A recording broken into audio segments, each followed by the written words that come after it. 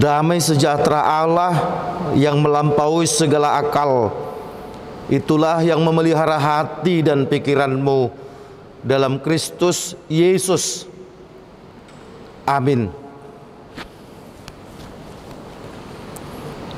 Firman Tuhan yang akan kita dengar sebagai dasar khotbah pada ibadah kita hari ini yang diberi nama minggu kelima setelah Trinitatis, diambil dari Lukas pasal 19 dimulai dari ayat 1 sampai dengan ayat 10. Lukas pasal 19 ayat 1 sampai dengan ayat 10.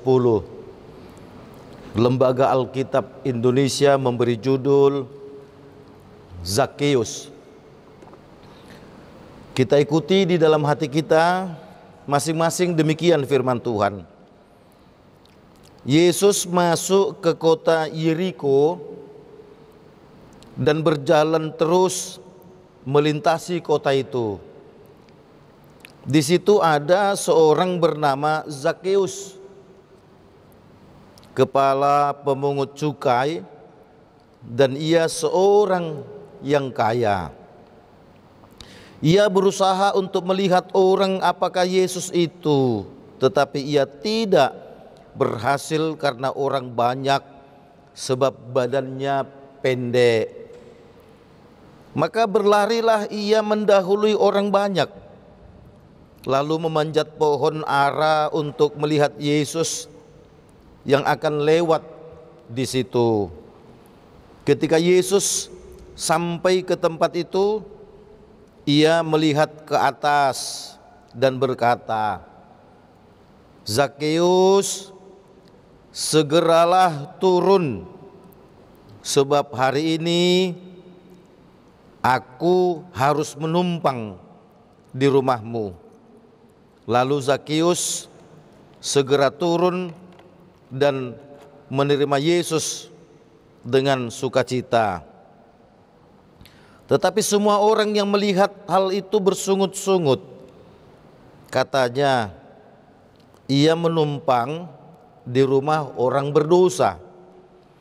Tetapi Zakheus berdiri dan berkata kepada Tuhan, "Tuhan, setengah dari milikku akan kuberikan kepada orang miskin, dan sekiranya ada sesuatu yang kuperas dari seorang, akan kukembalikan 4 kali lipat." Kata Yesus kepadanya, "Hari ini telah terjadi keselamatan kepada rumah ini, karena orang ini pun anak Abraham. Sebab Anak Manusia datang untuk mencari dan menyelamatkan yang hilang." Demikian firman Tuhan. Yesus berkata kepada kita semua, yang berbahagia adalah mereka yang mendengarkan firman Tuhan serta melakukan di dalam kehidupan setiap hari. Saudaraku seiman yang dikasihi oleh Tuhan Yesus Kristus, beberapa waktu lalu kita dikejutkan dengan berita hilang, di mana seorang yang bernama Ariel, anak gubernur Jawa Barat, yang berenang di sebuah sungai di Swiss, dinyatakan hilang. Nah, saudaraku yang dikasihi oleh Tuhan Yesus Kristus, kenapa dia dikatakan hilang? Karena memang tidak ditemukan dia dimanapun. Apakah dia hidup, apakah dia sedang mati, yang pasti tubuh Ariel tidak diketahui dimanapun. Sehingga akhirnya dikatakan berita hilang. Saudaraku, kita juga sering menerima dari WhatsApp atau menonton di televisi, atau membaca di koran berita anak hilang atau berita orang hilang. Kenapa? Karena memang orang itu sedang tidak kelihatan dimanapun, sehingga berita hilang.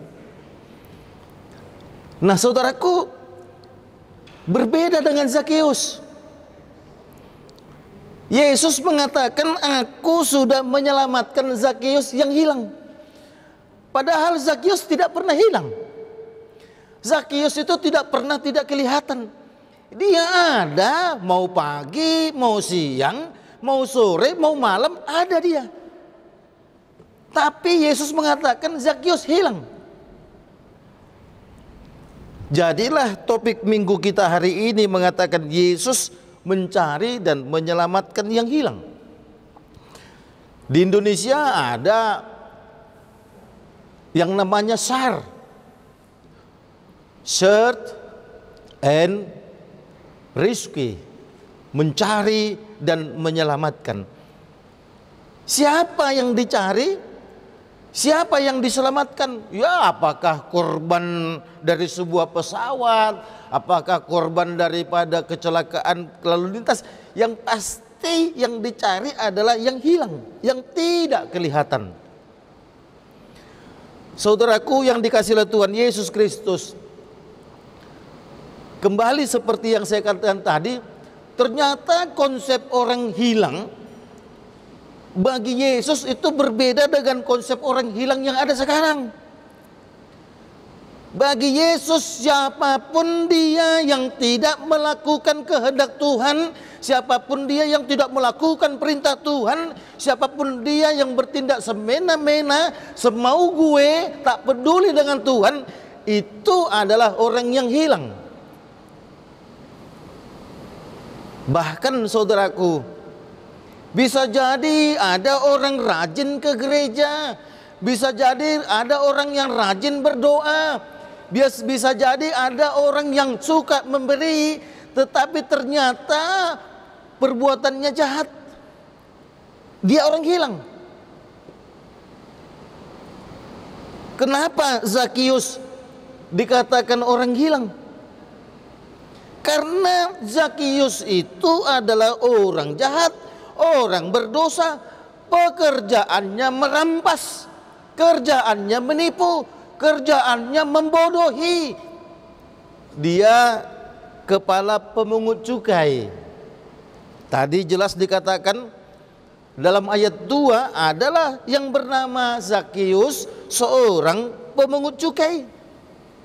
Kita sudah bisa bayangkan saudaraku, ya seperti konteks di Indonesia itu kepala bea cukai. Ya sebut saja misalnya dirjen bea cukai. Ya orang hanya kerja pegawai bea cukai aja banyak duit. Zakheus disebut seorang yang kaya.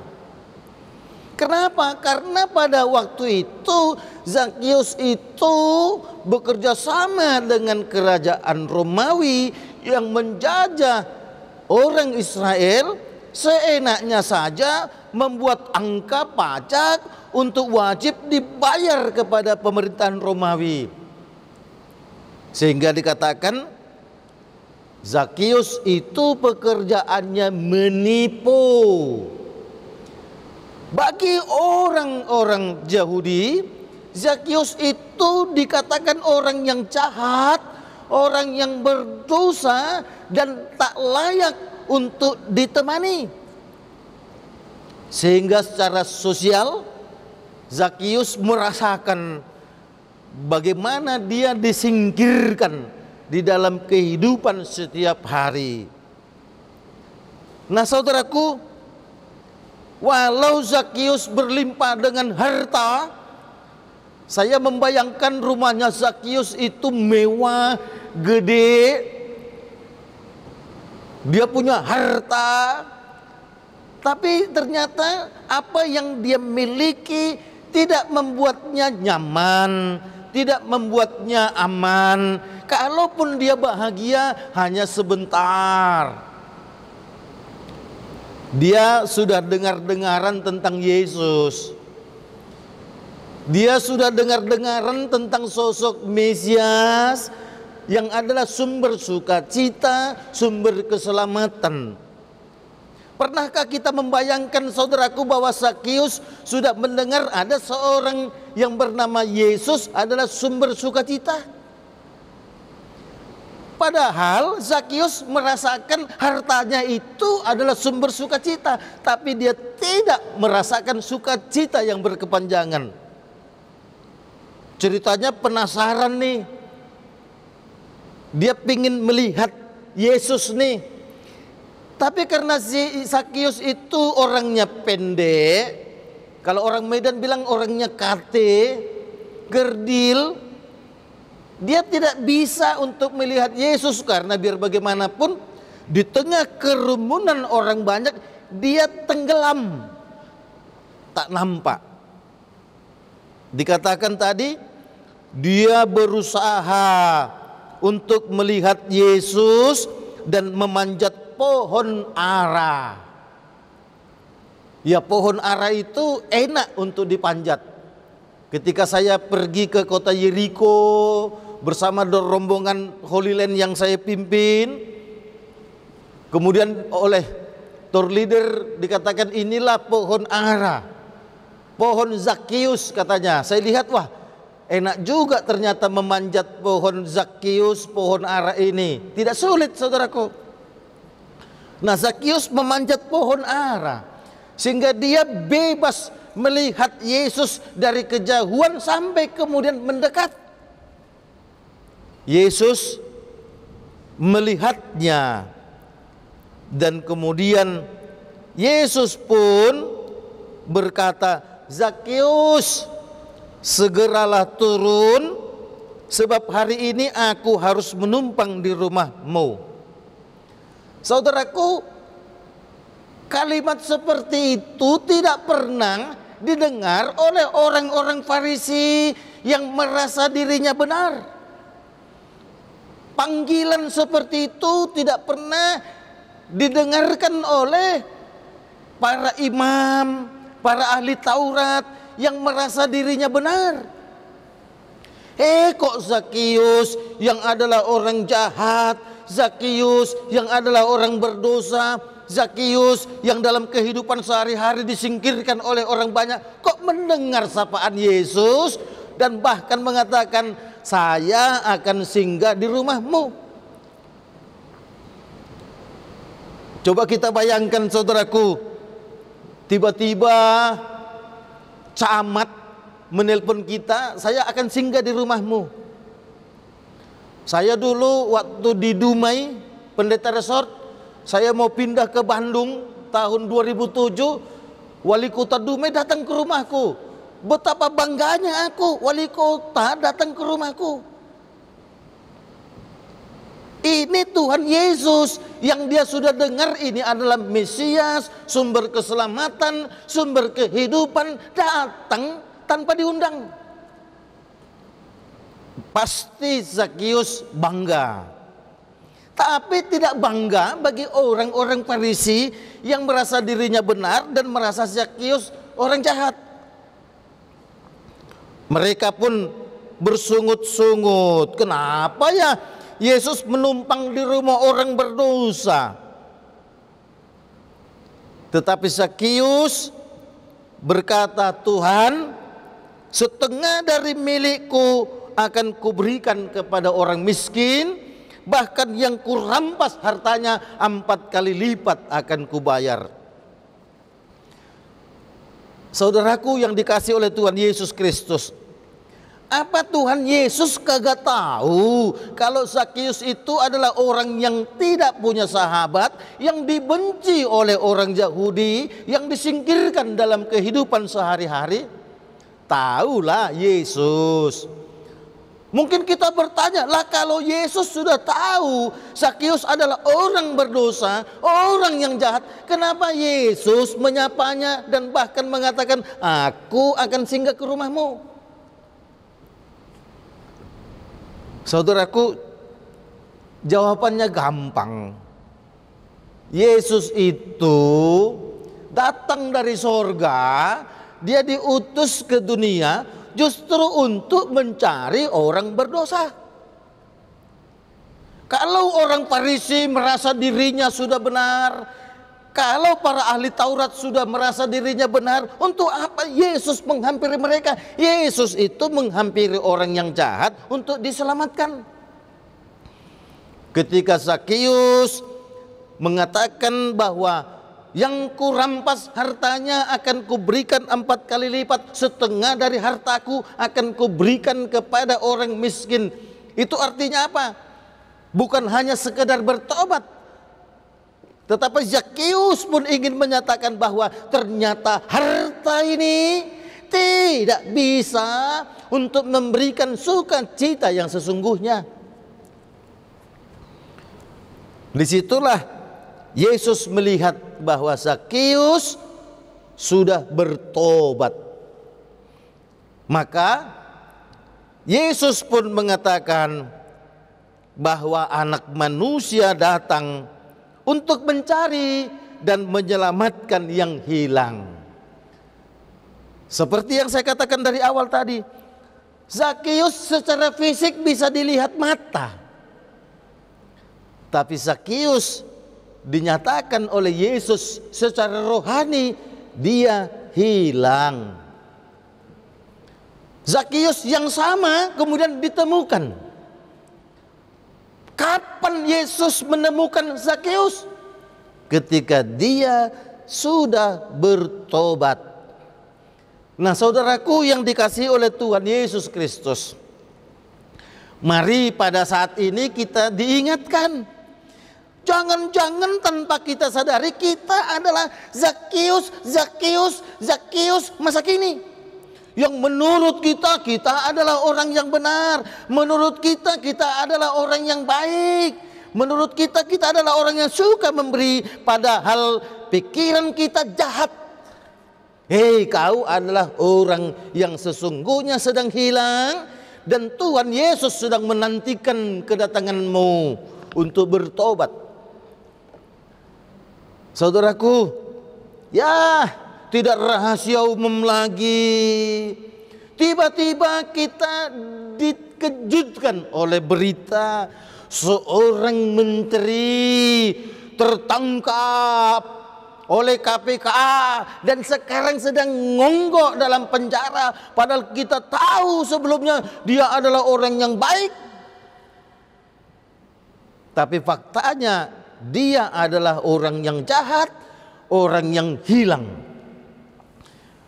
Oleh karenanya saudaraku, coba kita tepuk dada kita. Jangan-jangan kita adalah Zakius. Boleh namamu adalah Hotman, boleh namamu adalah perlindungan. Sama seperti saya, nama saya adalah Lundu. Tapi jangan-jangan kita adalah Lundu Zakius, Hotman Zakius, perlindungan Zakius, Hotman Paris Zakius, dan segala macam, saudaraku. Ayo saudaraku yang dikasih oleh Tuhan Yesus Kristus, kalau ada SAR nasional, Basarnas katanya, dia mencari orang-orang yang tidak kelihatan karena hilang. Tapi Tuhan Yesus justru mencari orang-orang yang ada tapi sedang dalam lingkaran kejahatan untuk diselamatkan dan masuk ke dalam kerajaan surga.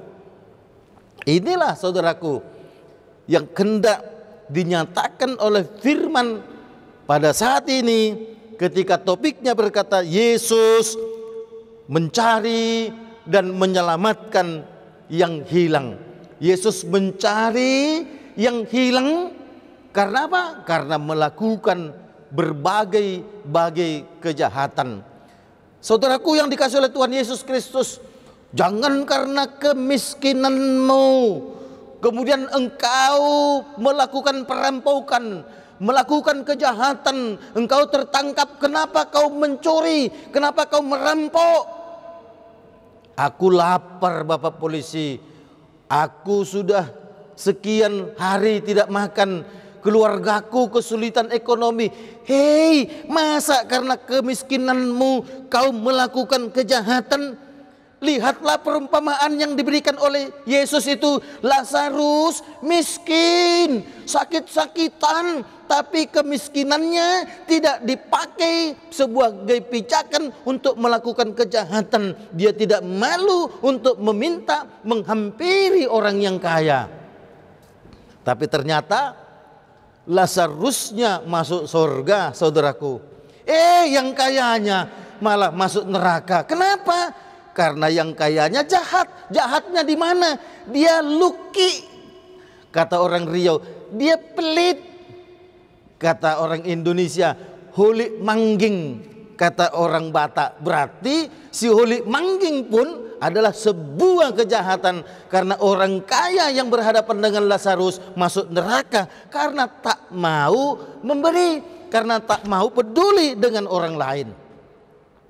Kalau COVID-19 masih terus berkepanjangan, kalau COVID-19 membuat ekonomimu terdampak, kalau COVID-19 membuat hidupmu menderita, jangan pakai penderitaanmu, jangan pakai kesulitan kehidupanmu itu, kemudian kau akan melakukan sesuatu kejahatan, saudaraku.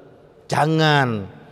Tetaplah hidup berpijak kepada firman Tuhan. Apapun yang terjadi di dalam kehidupan kita, kita harus tetap setia kepada Tuhan. Karena hanya orang-orang yang seperti itu yang kemudian akan dikatakan anak-anak Tuhan. Amin. Terima kasih Tuhan atas kasih dan anugerah-Mu yang kami rasakan pada kesempatan ini. Engkau begitu baik. Karena di tengah kesibukan kami, di tengah kelelahan kami, Engkau Tuhan menyapa kami lewat firman-Mu, bahkan mengingatkan kami agar kami tidak menjadi orang-orang yang nampak secara fisik, tetapi secara rohani sesungguhnya kami adalah orang yang hilang, yang harus diselamatkan. Tuhan yang di sorga, Zakius secara fisik nampak, tetapi secara rohani ia justru hilang. Yesus menghampirinya. Yesus datang menghampiri setiap orang yang jahat untuk diselamatkan. Tuhan yang di surga, mampukanlah kami untuk hidup sebagai anak-anak Tuhan, selalu melakukan apa yang Tuhan kehendaki. Kami berdoa Tuhan agar Engkau memberkati juga Yayasan Badan Kerjasama Marturia ini, agar Tuhan pakai terus sebagai alat-Mu, perpanjangan tangan-Mu untuk menyatakan kebenaran firman-Mu kapanpun, dimanapun, dan dalam situasi apapun. Kami berdoa Tuhan untuk pemerintah kami, Presiden kami Bapak Joko Widodo, mampukan dia Tuhan untuk terus dapat membuat kebijakan-kebijakan yang bersumber dari Tuhan, supaya setiap kebijakannya selalu mendatangkan sukacita dan kesejahteraan bagi seluruh rakyat Indonesia. Terlebih pandemi COVID-19 yang terus melonjak pada akhir-akhir ini, mampukan kami untuk tetap dapat melakukan aktivitas kami dengan semangat, namun kami tetap melakukan protokol kesehatan. Kami serahkan Tuhan aktivitas kami setiap hari, terlebih 1 minggu ke depan, biarlah Tuhan tolong agar kami dapat melakukan yang terbaik seturut dengan kehendak-Mu. Nama-Mu saja yang akan mulia dalam hidup kami, dan kami juga boleh mendapatkan sukacita yang dari Tuhan. Kami berdoa dalam nama Yesus Kristus. Amin.